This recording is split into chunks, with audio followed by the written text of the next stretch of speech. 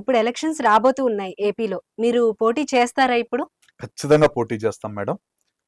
అన్ని స్థానాల్లో పోటీ చేయడానికి ప్లాన్ చేసుకున్నాం. ప్రజలే మాకు ఎజెండా, జెండా వాళ్ళే చెప్తున్నారు.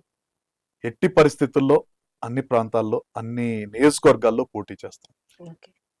మా భావస్వారూప్యం కలిగి మాతోటి కలిసి పనిచేసే పార్టీలు వస్తే కొన్ని చోట్ల వాళ్ళకి మద్దతు ఇచ్చి, కొన్ని చోట్ల మేము మద్దతు తీసుకొని ఎట్టి పరిస్థితుల్లో 2024లో జరిగే ఎన్నికల్లో మా ఉనికి, మా రిజల్ట్, మా చూపిస్తాను. విజయాల్ని కూడా చూపించడానికి సిద్ధంగా ఉన్నాం. అయితే ఇప్పుడు వచ్చేటప్పటికి ముఖ్యంగా అక్కడ ఆల్రెడీ 2 ప్రధాన పార్టీలున్నాయి. ఒకటి అధికారంలో ఉన్న వైసీపీ, అలాగే ప్రతిపక్షంలో ఉన్న టీడీపీ. టీడీపీతో పాటు ఆల్రెడీ జనసేన 2 కూడా కలిసి ఉన్నాయి. సో వీటన్నిటిని కాదని మీకు ఓటేస్తారు అని మీరు అనుకుంటున్నారా? చాలా మంది అడుగుతున్నారు మేడం. సోషల్ మీడియాలో కూడా ట్రోల్ అవుతుంది. అన్ని 3 పెద్ద పార్టీలను కాదని వీళ్ళని ఎవరు పట్టించుకుంటారని. 3 పెద్ద పార్టీలు ప్రశ్నిస్తున్నాయి, స్టీల్ ప్లాంట్ కోసం పోరాడుతున్నాయి. కానీ వాళ్ళందరికీ ఉన్న ఒత్తిళ్లు, పరిధులు, రాష్ట్ర ప్రయోజనాల దృష్ట్యా అధికార పార్టీ కూడా ఎంతవరకు అడగాలనో అంతవరకే అడుగుతుంది. జనంలోకి వెళ్ళి ఉద్యమాలు చేసే స్థాయిలో లేదు.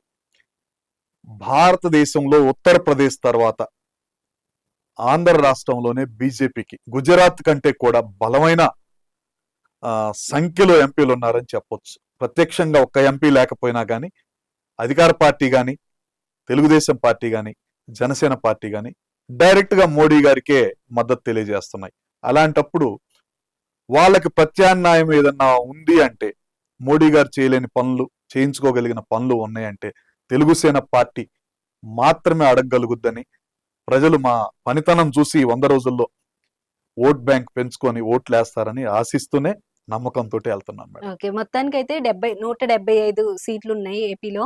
ఎన్ని ప్లేసెస్ లో మీరు పోటీ చేసే అవకాశం ఉందంటారు? మా ప్లానింగ్, మా కార్యవర్గం నిర్ణయించడం అయితే మొత్తానికి సిద్ధంగా ఉన్నాం. 175 చోట్ల పోటీ చేయటానికి సిద్ధంగా ఉన్నాం. భావ సారూప్యం కలిగి మాలాగా మోడీ గారి ప్రభుత్వాన్ని, బీజేపీ ప్రభుత్వాన్ని ప్రశ్నించే వాళ్ళు ఉంటే ఆ పార్టీతోటి కలిసి తగ్గించుకొని అలయన్స్ రూపంలో పోటీ చేయడానికి ప్రిపేర్ అవుతున్నాం. మోడీ గారిని అందరూ అంటున్నారు రామ జన్మభూమి లాంటిది, దాన్ని వ్యతిరేకిస్తారని. ఎందుకు వ్యతిరేకిస్తాం? రాముడు అనేవాడు అందరికీ దేవుడు. హిందూ మతంలో ఉన్న ప్రతి ఒక్కళ్ళు, ఇంకా కొన్ని మతాల వాళ్ళు కూడా రాముడిని. ఒక మతం అనేది అన్నం పెట్టదు, కులం అనేది కూడు పెట్టదు.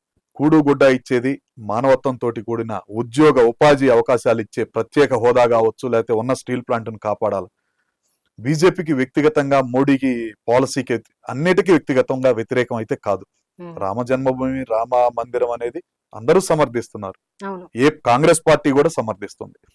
ఈ రాష్ట్రంలో మాతోటి కలిసి పయనించే పార్టీలు ఏదున్నా సరే బీజేపీ ఈ ఉపాధి, ఉద్యోగ అవకాశాలకి కల్పించడంలో విఫలమైన బీజేపీ పార్టీని వ్యతిరేకించే పార్టీలతోటి జర్నీ చేసి అన్ని చోట్ల పోటీ చేస్తాం. చాలా చోట్ల కూడా విజయం సాధిస్తామని నమ్మకం ఉంది. నమ్మకం ఉందంటారా? అయితే మీరు మొదటి నుండి కూడా అంటే